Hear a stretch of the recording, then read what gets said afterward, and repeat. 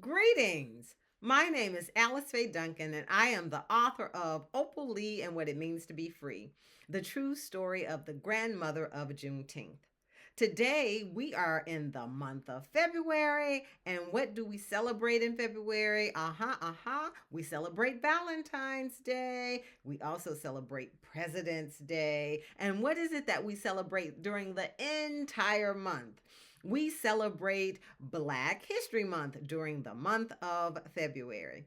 And in celebration of Black History Month, I am going to read for you my story, Opal Lee, and what it means to be free, which is a celebration of the Juneteenth holiday. Freedom, hope, and joy divine. Juneteenth means it's freedom time, and we're going to celebrate Juneteenth during this Black History Month. Enjoy. Opal Lee and What It Means to Be Free, the true story of the grandmother of Juneteenth. Words by Alice Faye Duncan. Art by Katura A. Bobo, New York Times best-selling illustrator. Happy Juneteenth Jamboree! Come and join the fun. Opal Lee waved to her great-grandson as he barreled across the park. He zipped past lines of picnic tables covered with platters of barbecue, baked beans, tomato tarts, and raspberry cobbler. He hurried past a leaping choir draped in purple robes. He danced a jig with cowboys playing fiddles, but they did not stop his flow. Buddy ran to the blooming tree where Opal Lee held court. Her braided hair was a silver crown. Her eyes were twinkling stars. When she had been a Texas bud, like the children at her feet, Granddaddy Zach told freedom stories on his wooden porch. As Opal Lee remembered his words, she lifted her hands and cheered. Juneteenth means freedom, and now it's story time. Then Opal Lee began. Once upon a blazing sun, black bodies were bought and sold like cattle. Black men plowed the fields, but were not allowed to own the land. Black women cooked the food, but were not allowed to feast on roast and ribs from the master's table. Black children cleaned the one-room schoolhouses, but were not allowed to read or write.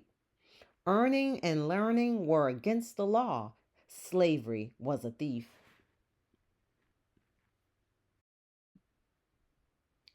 Opal Lee told the children, "Remember my words for safekeeping. Remember what I say. Juneteenth is bigger than Texas, singing, or dancing bands. Juneteenth is freedom rising, and freedom is for everyone.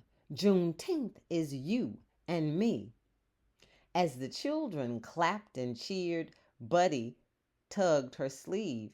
"Great granddear," he called, "what was Juneteenth like when you were a kid?" Opal Lee unwrapped another story. She said, "An angry mob with flaming sticks burned my family's brand new house. Their broken minds and evil hearts were so afraid of black progress. The police made no arrest. My family moved away.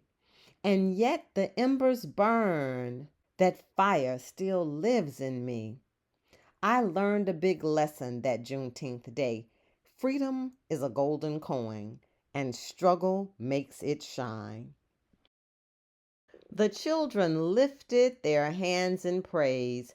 Freedom, hope, and joy divine. Juneteenth means it's freedom time. Opal Lee winked and chuckled. "I think now it's time for barbecue, strawberry cake, and red Juneteenth punch." "Glory, glory, glory," Buddy cheered and waved his hands. When he bounced up to leave, Opal Lee hugged him tightly. Then, just like birds in flight, all the children flocked into her arms. Opal Lee studied their shining faces. Black, brown, bronze, gold, white, tan, freckles. As the children dashed away, Opal Lee marveled at the bright future. She rested against the blooming tree and whispered into the wind, "Remember my words for safekeeping. Remember what I say. Freedom is for everyone. Juneteenth is you and me."